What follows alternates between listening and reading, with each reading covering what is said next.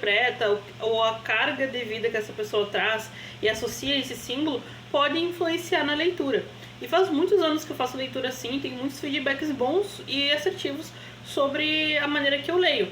Então, cada baralho, pelo menos na minha crença, eu acredito que cada baralho ele tem a energia da cartomante que está com ele.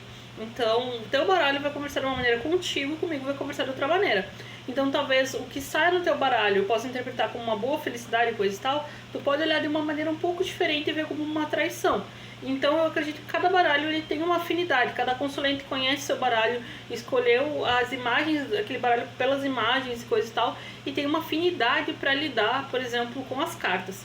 Já aconteceu, por exemplo, de uma senhora que tem uma loja esotérica em Tatuí, se eu não me engano, e ela, que eu conheço ela e coisa e tal, e ela quase não vendeu um baralho por conta que a moça ia comprar achou que as nuvens eram muito escuras e coisa e tal, e que talvez toda vez que fosse fazer a leitura ela fosse fazer a ligação com uma tempestade ou com perdas e coisa e tal. Aí eu falei pra ela, olha, eu expliquei pra ela, olha, cada carta tem um significado base, independente da imagem. Então a carta das nuvens ela vai falar sobre rapidez, sobre mudanças, sobre instabilidade. Só que pra ela, se ela comprar esse baralho específico, ela vai poder sim associar a uma tempestade, coisas ruins, ou acontecimentos que não são tão bons pra consulente. Mas não quer dizer que o baralho seja ruim, só quer dizer que essa imagem se comunica de uma maneira diferente com ela. E eu lembro que a dona da loja conseguiu vender o baralho e me agradeceu bastante, porque ela não sabia sobre isso. Ela não sabia que cada cartomante associa as cartas iguais a coisas diferentes, a sentimentos, a significado pessoal também. Então a semiótica na cartomância ela é isso, ela olhar para uma carta, olhar para um símbolo, um signo e trazer também aquela carga interpretativa, que é a tua vivência de mundo, tua experiência de mundo. Ou seja, por exemplo, né, eu como cartomante eu associo nas minhas leituras, normalmente quando sai a carta do cão, não é para falar sobre companheirismo, e sim para tomar cuidado com alguma coisa, ou com alguém, ou com alguma situação, ou para ter cuidado com alguma coisa traiçoeira que pode estar vindo. Então a carta do cão para mim tem esse significado, porque eu tive muito trauma com o cão.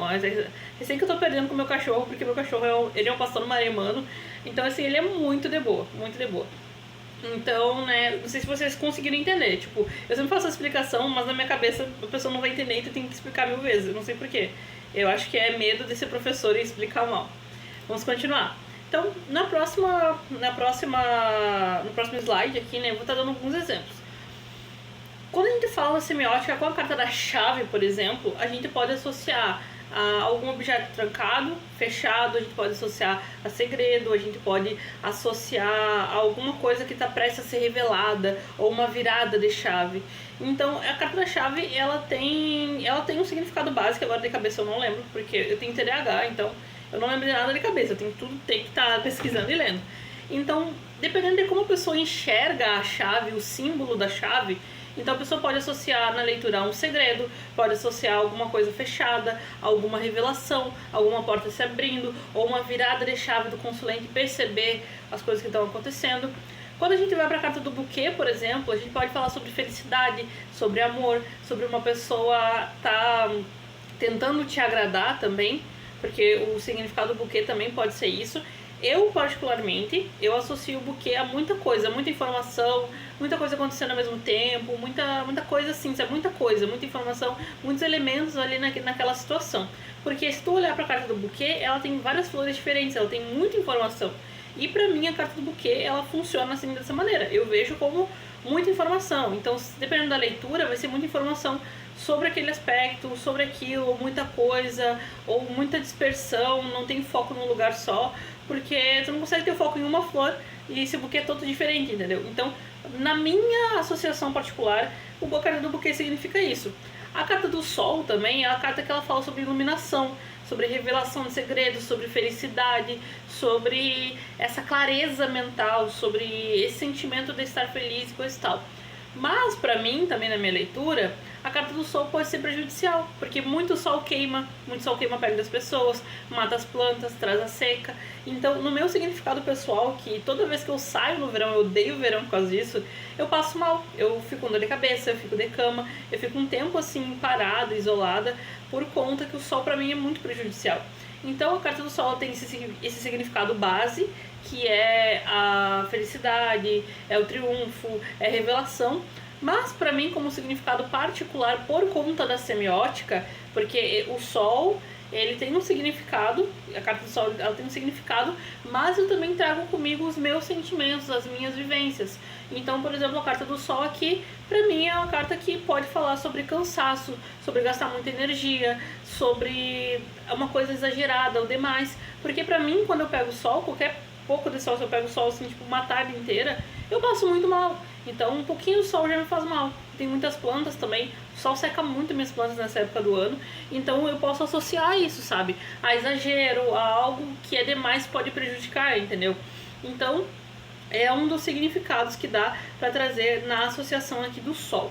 Só que quando a gente fala da semiótica, por exemplo, no baralho cigano é mais simples falar sobre semiótica, porque se vocês pararem para olhar, o baralho cigano ele tem uma figura central. Normalmente ele não tem um contexto, ele não tem uma imagem de fundo, ele é só o elemento principal. Então vocês podem ver, por exemplo, aqui tem a carta, tem uma chave e nada no fundo. Tem um buquê e nada no fundo, não tem um cenário atrás. Vocês podem ver que o sol tem uma montanha aqui, mas o elemento central é o sol. Então ele é muito simples de interpretar nessa situação, porque os baralhos ciganos ele só tem um símbolo ali central e tu consegue dar ênfase mais nele. Então, muitas vezes as leituras saem mais literais. Quando a gente fala sobre o tarô, por exemplo, ele já tem muito mais informação. Eles são figuras completas e que a gente tem que também trazer a leitura de imagens, que é outra aula que eu posso trazendo aqui para vocês no canal. Só vocês comentarem aí e pedir que talvez eu faça e traga sobre leitura de imagens em obras de arte, em fotografias e coisas e tal. Posso estar trazendo uma aula sobre leitura de imagem na cartomância. Então, a gente, por exemplo, a gente vê a roda da fortuna. A gente vê uma roda dizendo tarô ali no meio. Aí os animais na volta, parece que eles estão estudando. E vocês podem ver como se fosse uma figura vermelha com chifres ou com orelhas, né? Embaixo e uma esfinge em cima com uma espada. Então a gente pode associar que a roda ela gira. Então a roda uma hora está em cima, uma hora está embaixo, que é justamente o que a roda da fortuna fala. Sobre essas mudanças cíclicas, sobre esse ciclo, de uma hora que a vida sempre está girando, sempre está mudando. Ela pode também falar sobre sorte, dependendo. A carta do louco, tu vê que tem uma pessoa aqui totalmente distraída, olhando pra cima, na ponta do penhasco, e tem a carta do cão, e tem várias coisas assim, muitos elementos, entendeu? A carta do carro, a gente tem uma cidade no fundo, a gente tem uma pessoa aqui com uma coroa na frente, dentro de uma carroça não, de uma biga, e a gente vê um negocinho aqui na frente, que eu não sei o que é, mas eu já li no tarô sobre. A gente vê duas esfinges, uma pra cada lado, uma preta com branca, uma branca com preta.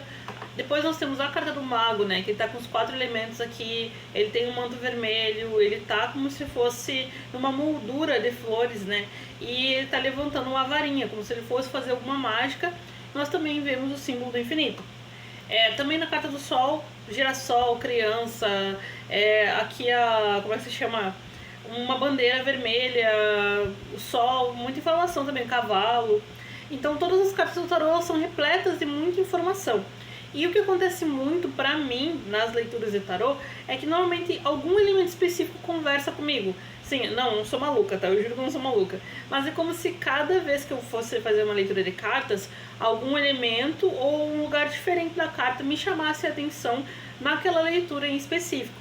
Então, quando a gente vai falar sobre a semiótica na cartomância, né, na leitura de tarô, normalmente a gente vai dar uma olhada nesses símbolos, ou nessa imagem, ou nessa cena. A cena é tudo que está representado na carta, nessa cena que está representada.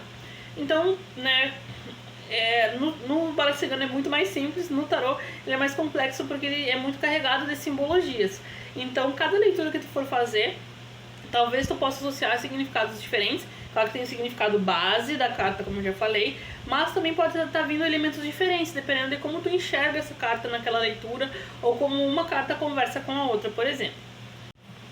Bom, dando continuidade, é que eu tô gravando esse vídeo por partes, então se parecer que eu tô meio fora do cenário que eu tava antes, é porque eu tô gravando em várias partes. Sobre esse estudo de caso aqui, que foi a principal motivação para eu gravar esse vídeo, porque as pessoas realmente não entendem o poder da comunicação que as imagens e que os símbolos têm com a gente, né? Primeira coisa, eu fiz um post no grupo Tarô Máquina de Imaginário, Estudos do Tarô. Entra nesse grupo, quem gosta de tarô, quem estuda tarô lá, é um grupo riquíssimo, muito bom. Toda vez que eu posto, eu compartilho coisa lá. Entrem lá, pelo amor de Deus, porque é um grupo muito bom. Eu postei, achei no Pinterest, não sei como é que fala, desculpa a minha pronúncia, e achei que seria interessante esse do grupo. Cada imagem tem 4 cartas, a imagem do White Smith normal, que é o White Smith base, o Before, o After e o New Vision Tarot, que são versões diferentes do White Smith, tá bom? Então eu postei para as pessoas verem os outros elementos que fazem o entorno desse tarô. Se vocês não sabem, ele é assim, ele tem 4 cartas, que é a carta normal aqui, por exemplo, a carta que veio antes, no caso a cena que veio antes, a carta por outra visão e a carta aqui do que vem depois. Então, né, cada baralho, que o Before é o antes, o After é o depois, o New Vision é por outra visão, é a visão por trás. Vocês podem ver aqui que eu postei todos, porque eu achei todas as cartas e postei no grupo.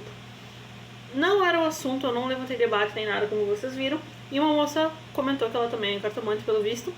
Ela comentou, eu gosto das ilustrações, eu coleciono por causa da arte. Mas essa coisa de fazer previsão com base na imagem das cartas não se aplica. Exemplifico como o arcano do carro no pedido de um pitaco sobre traição que alguém comentou. Que o marido da consulente poderia estar dando carona para uma colega de trabalho. O feedback do membro é que o homem não tem carro, trabalha em obra, ou seja, tecnicamente seus colegas são homens e no momento está desempregado. Em suma, totalmente sem conexão com a realidade. Então, se fazer previsão com base na ilustração na carta não é confiável. O maior problema dessa afirmação aqui dessa cartomante é que quando tu olha para a carta do carro, tu não olha literalmente, porque na carta do carro não tem um carro ilustrado, tem uma biga, então poderia dizer que ele dá carona de carroça, por exemplo. Então, quando a pessoa fez essa interpretação, né, pediu esse pitaco ali, essa pessoa falou que dá carona para colega de trabalho no carro, só que tá levando literalmente o nome da carta e não o que tá na carta, entendeu? Porque se a pessoa fosse olhar e ver pela imagem, pela semiótica, vocês podem ver que tem vários elementos. Por exemplo, o que eu vejo na carta do carro quando eu olho para ela, eu vejo uma pessoa deixando para trás uma cidade, eu vejo aqui, né, como se chama?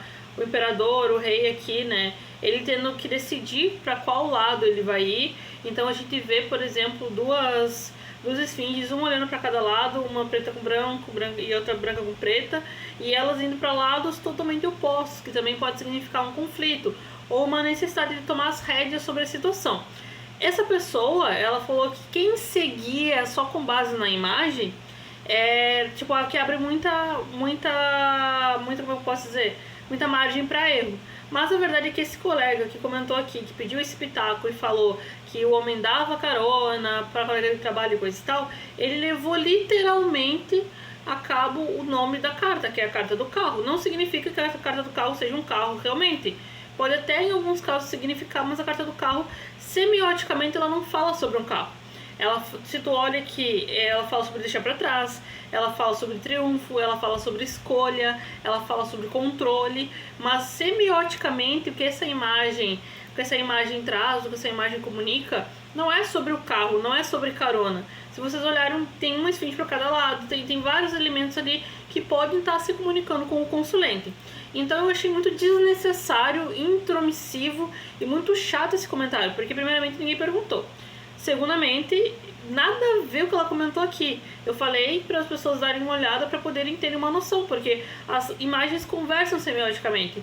Porque se por exemplo, a pessoa falar, eu acho inútil ter imagens no tarô, porque isso abre brecha para erro. Então vai ler um baralho comum, minha amiga. Porque se tu acha que não tem utilidade nenhuma, para que a Pamela como Smith, então, foi contratada para fazer as ilustrações do tarô? Entendeu?